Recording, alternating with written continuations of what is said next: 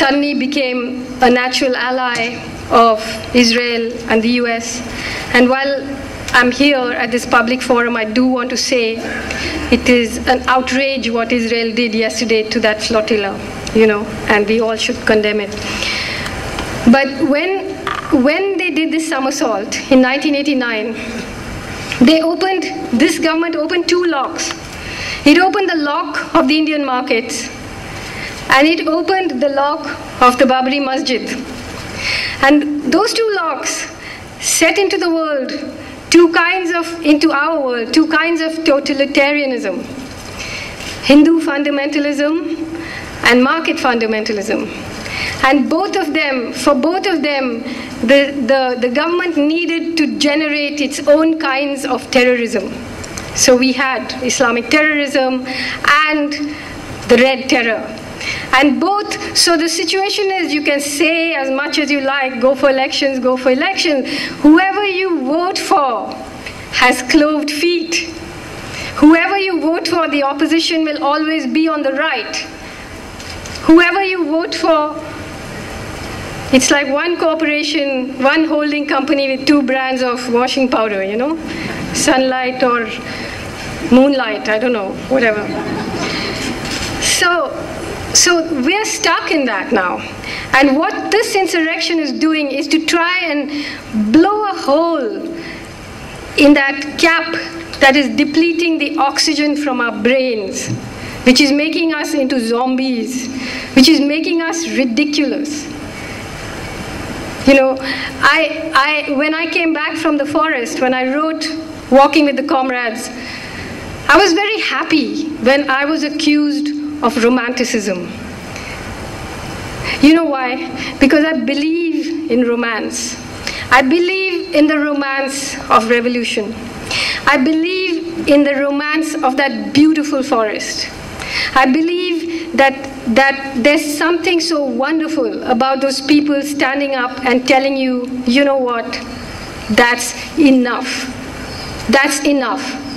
We love romanticism, right? When it's Slumdog Millionaire, when you're romanticizing people who are so screwed that all they have is to fall through shitholes and run around with gangs, and oh wow, that's lovely. You can romanticize poverty. Every Bollywood film can romanticize violence. All our stupid Bollywood stars can go there and flex their stupid biceps, and you think, wow, what a lovely body, who did it? How did you do it? But when that romance, when that violence becomes political, when that violence is prosecuted by some starving man who says, I want more, then, oh my God, it's such a frightening thought for the middle class. As long as it's some airhead with biceps and a machine gun, you're fine, right? He's not going to do anything to you. But, so this is a poem by Pablo Neruda, and I think he must have written it for Manmohan Singh and Chidambaram. It's called Standard Oil Company. When the drill bored down toward the stony fissures and plunged its implacable intestine into the subterranean estates and dead years, eyes of the ages, imprisoned plant roots and scaly systems became strata of water. Fire shot up through the tubes, transformed into cold liquid in the customs house of the heights. Issuing from its world of sinister depth, it encountered a pale engineer and a title deed. However entangled the petroleum's arteries may be, however the layers may change their silent sight and move their sovereignty amid the earth's bowels, when the fountain gushes its paraffin foliage, Standard Oil arrived beforehand with its checks and its guns, with its governments and its prisoners. Their obese emperors from New York are suave, smiling assassins who buy silk, nylon, cigars, petty tyrants and dictators. They buy countries, people, seas, police, county councils, distant regions where the poor hoard their corn like misers their gold. Standard Oil awakens them, clothes them in uniforms, designates which brother is the enemy. The Paraguayan fights its war, and the Bolivian wastes away in the jungle with its machine gun. That's the Salvajurum and its brother.